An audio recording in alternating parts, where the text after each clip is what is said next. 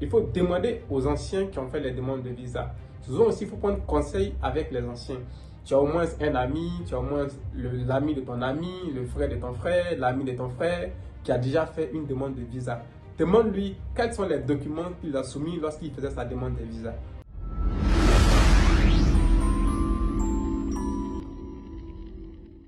Bonsoir à vous qui me suivez et surtout aux abonnés de notre page Facebook Maclead et à tous ceux qui répondent à nos commentaires ou à tous ceux qui nous contactent pour avoir des renseignements sur les demandes de visa. Je fais aujourd'hui cette vidéo pour répondre à une seule question. Pourquoi il y a des refus de visa?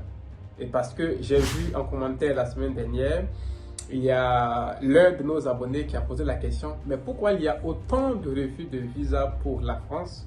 Sachant que on a fait les étapes de Campus France, on a fait aussi les démarches pour avoir les admissions dans les écoles. Mais pourquoi malgré ça, on a encore des refus de visa? Eh bien, si tu veux avoir la réponse, je t'invite à t'abonner à notre page ou à aller sur notre compte YouTube pour pouvoir régulièrement bénéficier de nos conseils et pour ne pas échouer à ta demande de visa si tu as entrepris de faire des demandes de visa. Donc aujourd'hui, spécialement pour te répondre pourquoi est-ce qu'il y a des refus de visa, je dirais que oui, c'est bien normal lorsque vous faites une demande de visa d'avoir un refus de visa parce que la demande de visa ne peut pas forcément aboutir. Et ça, il faut le noter. Je vous explique clairement. Lorsque vous achetez un médicament, il y a une notice qu'on vous donne. Vous pouvez à partir de la notice prendre vos médicaments, tout comme vous pouvez à partir de la notice demander des conseils au médecin. Et généralement, c'est ce qui est fait. Lorsque vous finissez de solder votre achat de médicaments à la pharmacie, certaines personnes demandent au pharmacien comment est-ce qu'on prend le médicament. Et vous verrez le pharmacien en train de faire des traces sur le carton du médicament, une prise le matin, une prise à midi, une prise le soir, ou deux matins, deux midi, le soir, etc.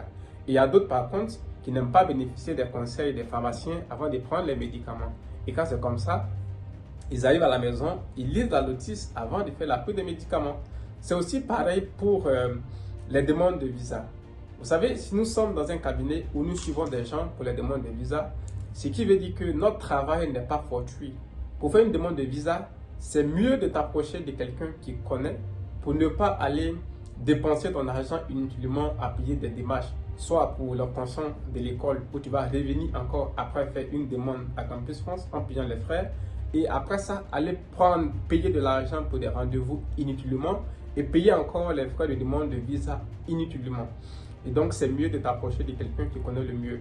Et si tu n'as pas d'argent pour bénéficier des conseils, soit d'un avocat ou soit des conseils des agents d'immigration ou de cabinets d'immigration, il faut demander aux anciens qui ont fait les demandes de visa.